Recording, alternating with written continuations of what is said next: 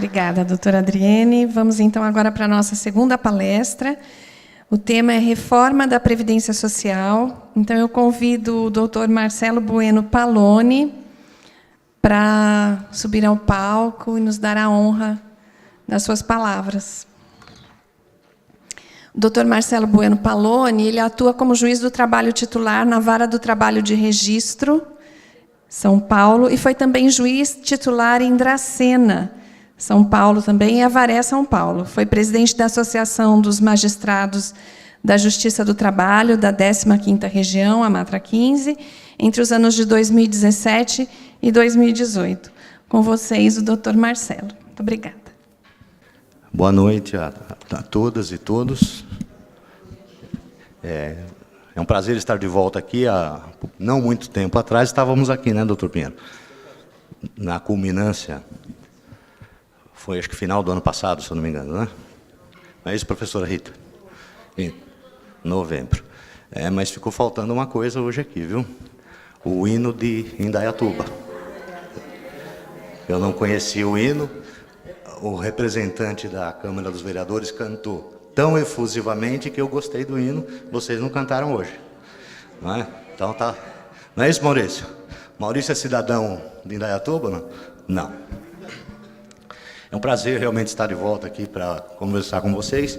Eu não vou ficar falando muita bobagem aqui. Eu sou como a professora Rita, gosto de ficar andando e gesticulando.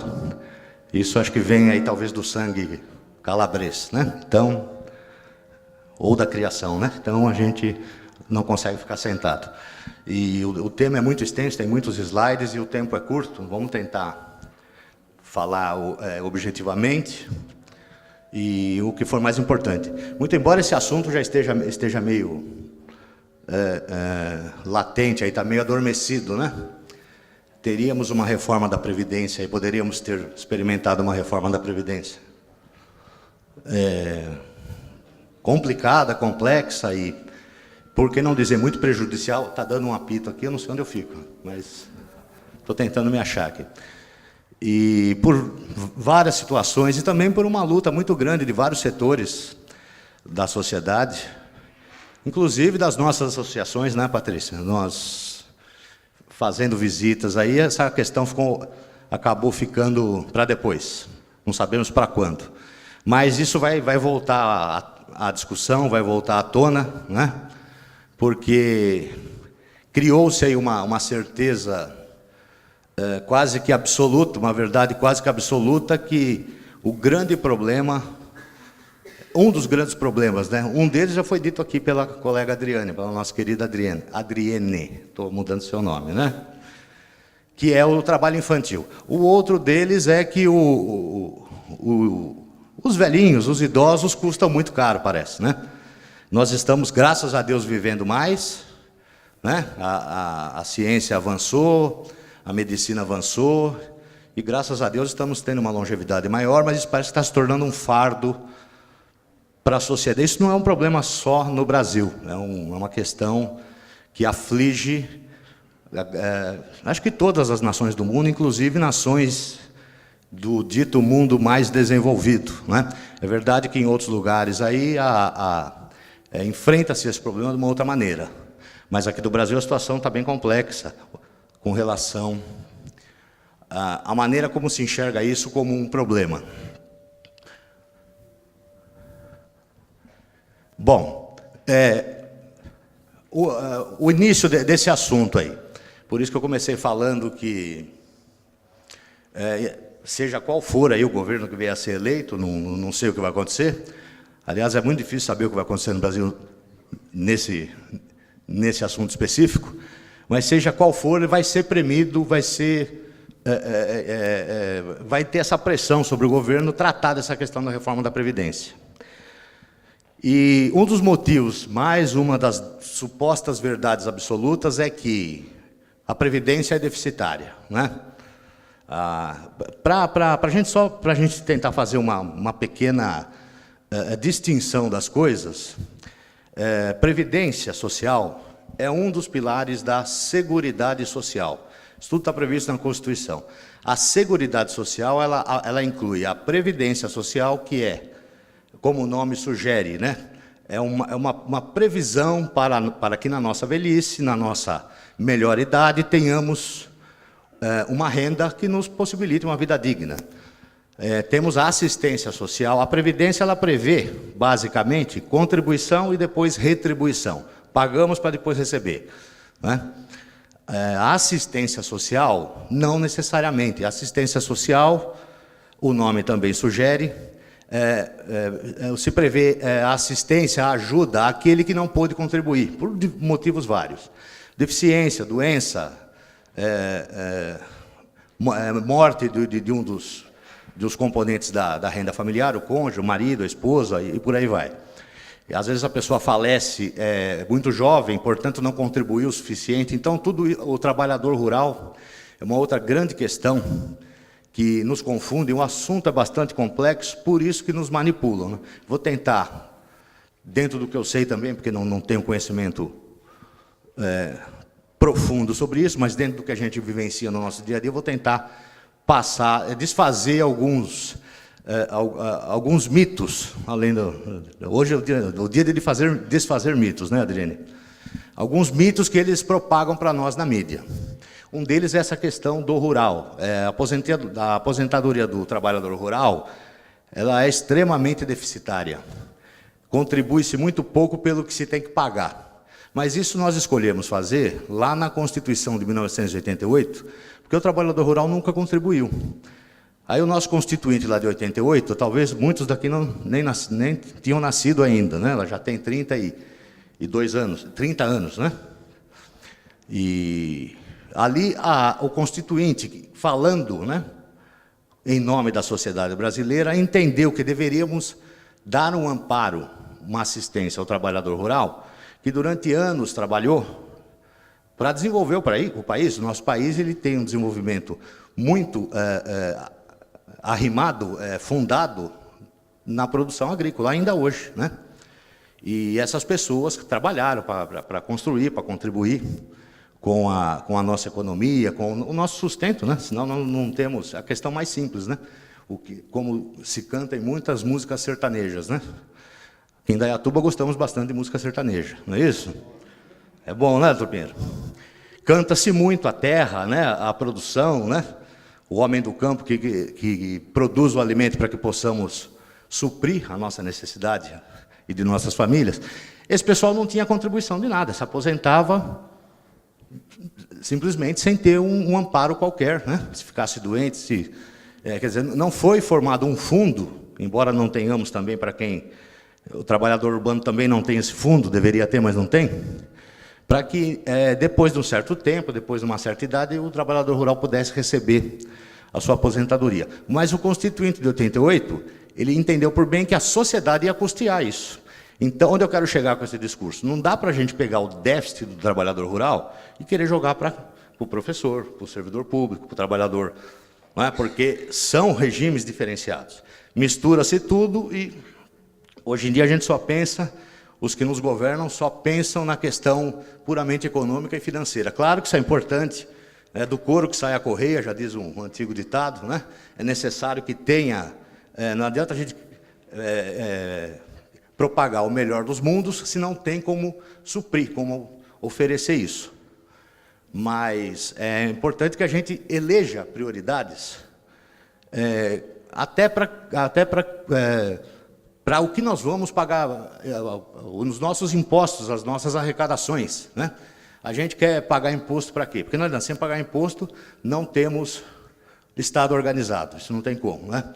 Nós queremos pagar o quê? Para pagar juros de dívida ou para garantir uma paz social, uma aposentadoria digna, uma educação eficiente, um sistema de saúde decente? É isso que nós temos que pensar, inclusive na hora de votarmos aí. Eu não vou aqui fazer, nem posso, né, na condição do juiz, mas... Tampouco, como cidadão, não vou fazer apologia qualquer a partido ou a candidato. Estou falando de modo geral. Estou fazendo uma apologia a ideias, né? Nós temos que pensar nisso. Claro que tudo isso custa dinheiro, né? Saúde, serviço de saúde custa dinheiro. Se nós transformarmos isso em mercadoria, compra mercadoria quem tem dinheiro, não é isso? Trazendo para a saúde, compra a saúde ou paga a saúde quem tem dinheiro. E quem não tem... Se o Estado não prover, não tem, vai ficar sem, né? A Previdência é uma situação semelhante. Bom, voltando, daqui a pouco o Delmar já vai me levantar a plaquinha, ela nem passei do segundo slide. Então, o que se propaga? O déficit da Previdência. Isso também é contestável. Eu falei que nós temos aí o tripé da Seguridade Social: Previdência, Assistência e a Saúde. É o terceiro pilar da Seguridade Social. O nome sugere que é um seguro social. Quando fazemos um seguro de vida, um seguro de saúde, um seguro do carro, não é? O que é a ideia de seguro? Se houver um infortúnio, se houver alguma coisa que eu não espere e que me faça necessitar de amparo, aquele seguro vai cobrir. A Seguridade Social é isso, ela prevê a cobertura universal, né? Quando se diz universal, quer dizer exatamente isso que a palavra sugere: todos, indistintamente, né? E, em alguns casos, independente até de contribuição. Isso está na Constituição, né? Então, nesse tripé, em alguns aspectos, a Previdência tem sim déficit. Eu citei um aqui, que é o caso do trabalhador rural. Agora, se analisarmos as contas da Seguridade Social, porque a Seguridade ela não é financiada tão somente pelos descontos dos nossos salários. A Seguridade Social, que inclui a Previdência, a Assistência à Saúde, ela é financiada por vários outros impostos que tem um montante de recolhimento vultoso: o PIS/COFINS, a contribuição social sobre o lucro líquido, concursos de prognósticos. Acho que vocês já ouviram falar isso, né? Boa parte do que se arrecada com concurso de loteria, Sena e por aí vai, tem como destinação obrigatória, ou deveria ter, a Seguridade Social. E, por exemplo, nós temos opiniões abalizadas, como é o caso dessa professora, a doutora Denise Gentil, que no estudo de doutorado, numa tese de doutorado que ela apresentou na Universidade Federal do Rio de Janeiro, nos anos de 95 a 2005, a Previdência, na verdade, ela foi isso aqui, a Seguridade, não a Previdência. Ela foi superavitária em praticamente todos os anos. Se pegarmos aqui um estudo da Associação dos Auditores Fiscais da Previdência, dos fiscais da Previdência, de 2006 a 2014, os superávites totalizaram 571 bilhões de reais. É muito dinheiro. Isso aqui em valores brutos, nominais, sem corrigir. Se formos corrigir, acho que não está dando para vocês verem aí, mas não, aqui é a DRU. Já vou chegar nisso aí, mas isso aqui, se fosse corrigir, passaria de 3 trilhões. Eu achei que eu tinha um slide aí, mas se fosse corrigir isso aí pelo IGPM. O que o Estado faz, o que o governo faz? Dentre outras coisas, a que mais tira dinheiro dessa arrecadação previdenciária é o que se chama de desvinculação das receitas da União. O nome já sugere desvincular a contribuição previdenciária e esses outros impostos que eu citei, PIS/COFINS, contribuição social sobre o lucro, CSSL, tudo isso ele tem uma destinação vinculada. É diferente do imposto de renda que a gente paga. O imposto de renda que a gente paga, o Estado arrecada e utiliza naquilo que as políticas públicas que ele elegeu ditarem como prioridade. A contribuição social não, ela só pode financiar a Seguridade Social. O que eles inventaram? Essa DRU aí. Desvincular uma parte dessa receita para usar em outras coisas. Era de 20%, em 2016 passou a ser de 30%. Isso aqui é um estudo também da ANFIP, da Associação dos Fiscais Previdenciários.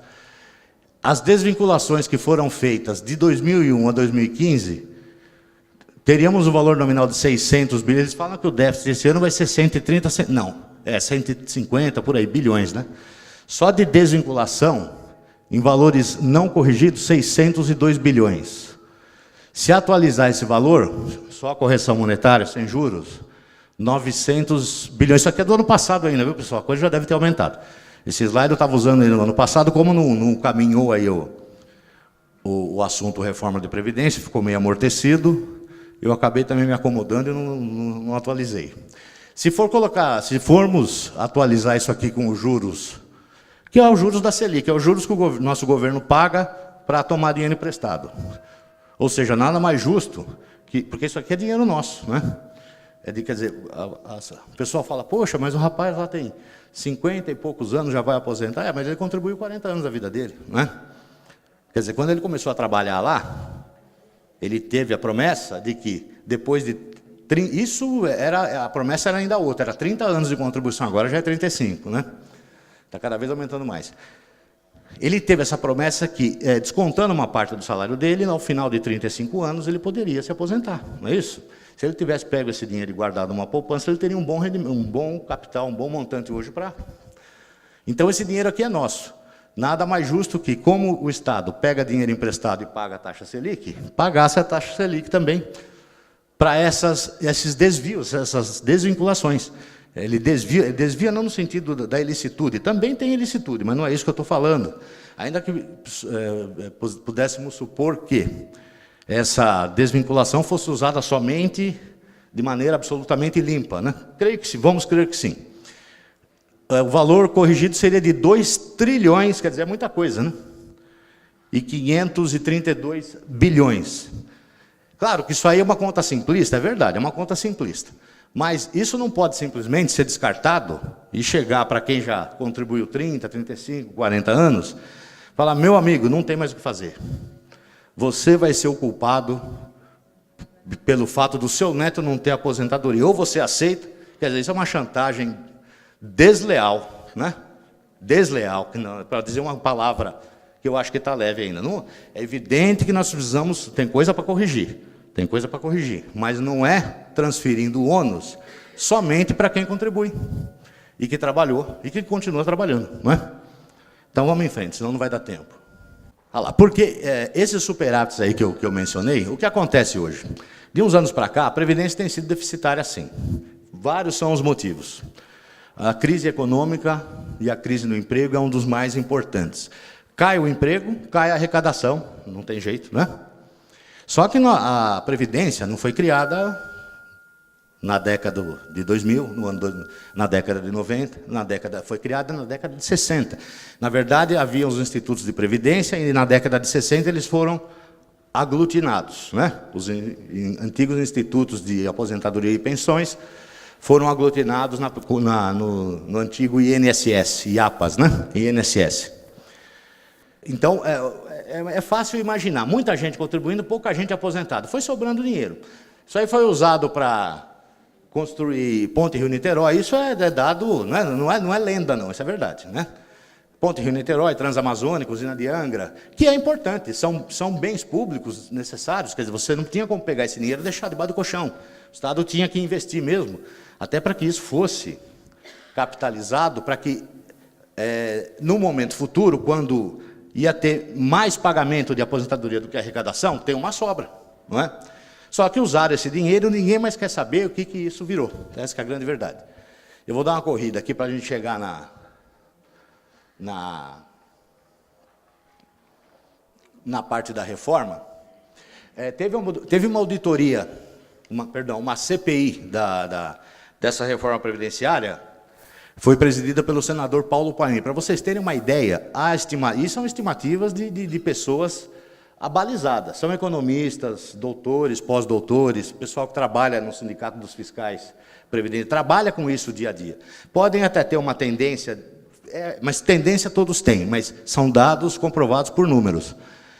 Há uma estimativa ali de que esse dinheiro que foi arrecadado, esses superávites aí desde 60, 70, 80, hoje montaria, se corrigido, seria um montante superior a 8 trilhões de reais. Quer dizer, era muito dinheiro que era para ter aí. Né? Que era para estar... obviamente que esse dinheiro não ia poder estar. O papel, o dinheiro, perde valor. Passamos aqui já por plano Collor, né? Por várias situações, a gente sabe como é que funciona.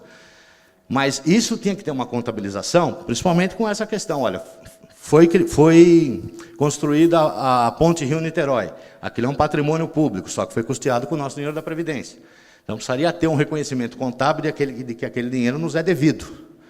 Para que hoje a gente não ficasse querendo pagar, simplificando, Qual é a ideia hoje? Pagar o aposentado de hoje com quem está na ativa hoje. Isso não vai ser possível mesmo, pessoal. Porque a tendência é que a população se torne... Só será possível se a gente começar a esticar a aposentadoria o quanto mais possível na idade. Ou se quiserem nos matar a nós velhinhos, já que já estamos velhinhos, assim, somos, né? Para a gente não viver e não receber, porque, do contrário, não é possível. A tendência é a população envelhecer e a parcela da população jovem que trabalha e produz não vai acompanhar esse crescimento, né? Numérico.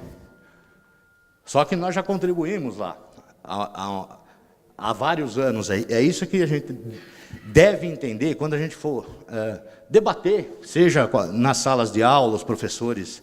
Aqui, os senhores somente...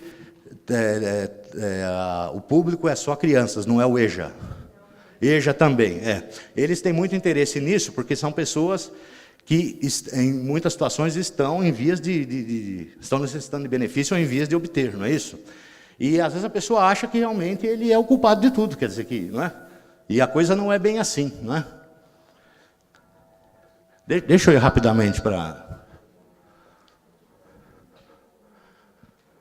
Bom, eu vou entrar rapidamente e dar uma ideia aí do que se propunha com essa PEC 287, a proposta de emenda constitucional que tratava da reforma da Previdência. Aqui, na verdade,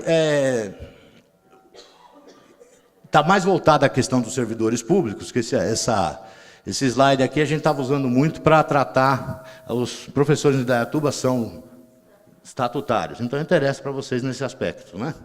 Mas no caso do trabalhador do regime geral, dito seletista, a diferença não é mais branda até. A questão é ser mais rigorosa para nós, servidores públicos, né? Eu vou falar rapidamente, de cabeça mesmo, que eu me lembro, porque senão não vai dar tempo. A regra hoje, como é? Hoje é aquela tal da regra 85-95, né? No caso de professores, 30 anos de contribuição homem, 25 mulher, independente da idade, não é isso? Isso hoje, de contribuição no magistério, tem que ser do magistério, senão não pode ser a contribuição de outras atividades do regime geral. Senão, entra na regra 85-95. O que vem a ser essa regra? Soma-se a idade com o tempo de contribuição, para a mulher tem que dar 35, para a mulher tem que dar 85, para o homem tem que dar 95. Então, a mulher com 30 anos no mínimo de contribuição e 55 de idade, perfaz 85. Esse ano, viu, pessoal, que 2019 já é 86, já vai aumentar um ano aí, né? Se não mudar, né? E o homem é 95, 60 de idade e 35 de contribuição. Se tiver 30 e 25 no magistério, homem e mulher, aposentam-se independente da idade, certo? Com a regra proposta, foi feita uma proposta lá no final de 2016, começo de 2017, que depois ela foi piorada pelo substitutivo do deputado Arthur Maia, se eu não me engano, não me falha a memória quanto ao nome. Ia se introduzir um outro mito que eles sempre alegam. O trabalhador brasileiro é o único que não tem idade para aposentar. Tem, sim, tem idade para aposentar. Essa regra do 85-95 é uma regra de idade. A diferença é que, no caso da mulher, tem que dar 85. 30 anos de contribuição, mais 55 de idade, 85. Se a mulher começou mais cedo e passa dos 30 anos, cada ano que ela contribui, além dos 30, exclui um da idade. Então, acaba fazendo uma compensação, mas porque ela contribuiu, né, de qualquer maneira, ao limite da idade. E o mesmo raciocínio para o homem, 60 de idade, 35 de contribuição. No caso do professor, até então, não tem essa questão, se ele, como eu volto a dizer, se ele completar 30 anos de magistério, exceto o magistério tem que ser no ensino básico, fundamental e médio, não é no ensino superior, não é contado mais. Entra na regra do 85-95. Com a entrada da emenda, da possível emenda, aí se ela viesse a ser aprovada na maneira como foi proposta ultimamente, acabaria essa situação de aposentar-se, quer dizer, a regra da idade ia ser muito mais rigorosa, Porque você poderia até... Aí ia ter uma regra de transição, dependendo do caso. O professor, agora eu não vou lembrar, vou falar, tem uma regra de transição mais favorável do professor. Mas o fato é o seguinte, veja só como a coisa pega, né? Com 25 anos de contribuição, você já poderia aposentar, mas você receberia 70% do seu salário, da média do seu salário, certo? A conta ia aumentando aqui, à medida que você passasse dos 25 anos de contribuição. Então, era 1,5% ao ano. 1,5% por ano que ia exceder 25 anos, até o limite de 5 anos, até fazer 30 anos de contribuição. Depois de 30 anos de contribuição, 2% até o limite de 5 a 10 anos. Passando de 10 anos, 2,5%. Então, a coisa ficaria assim, ó. Com 25 anos de contribuição, 70% da média. Com 30 anos de contribuição, 77,5% da média. Com 35 anos de contribuição, 87,5% da média. Então, só com 40 anos de contribuição, aqui seja homem ou seja mulher, que você conseguiria ter 100% da média, não era o último salário, né? Isso aqui ainda ficou, né? A senhora achou que está ruim, era pior, porque era 49 anos de contribuição. Para o cidadão obter 100% de salário de benefício, ele teria que contribuir por 49 anos. Nem começando com 14, viu, Adriane? É um estímulo, a gente, na verdade, precisa. A reforma da Previdência precisa fazer? Precisa. A coisa está... Agora, a gente tem que pleitear, reivindicar dos nossos governantes que façam uma reforma da Previdência, levando em consideração o que a Constituição comanda. A Previdência é um regime de solidariedade, é verdade.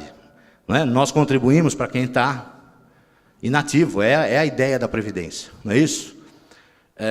Não é um regime de capitalização como em outros países, ou seja, eu guardo o dinheiro numa poupança para daqui a 30 anos eu tirar. Nós elegemos a solidariedade como nosso pilar de resguardo previdenciário.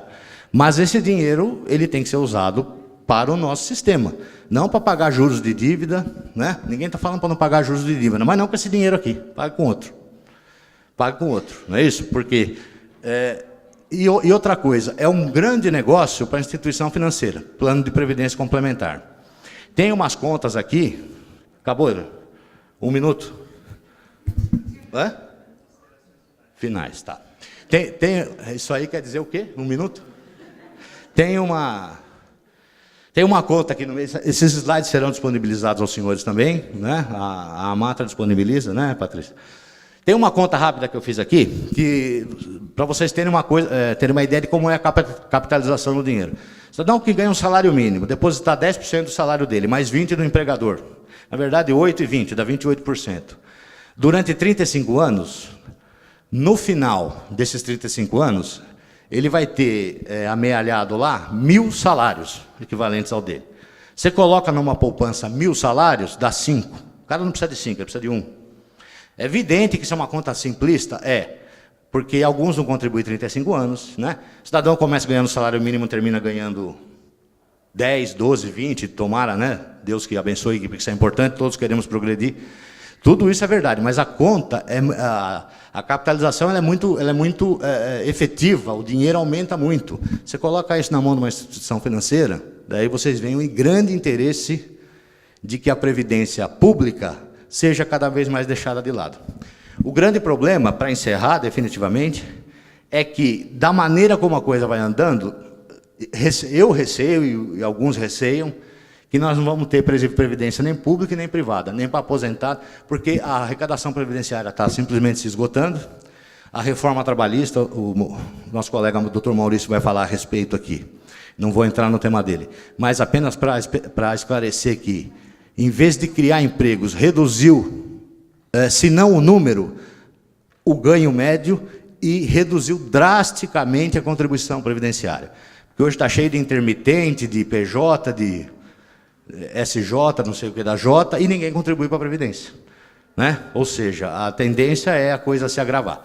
Então é nisso que nós temos que pensar. Peço desculpa se eu exagerei aqui nas brincadeiras.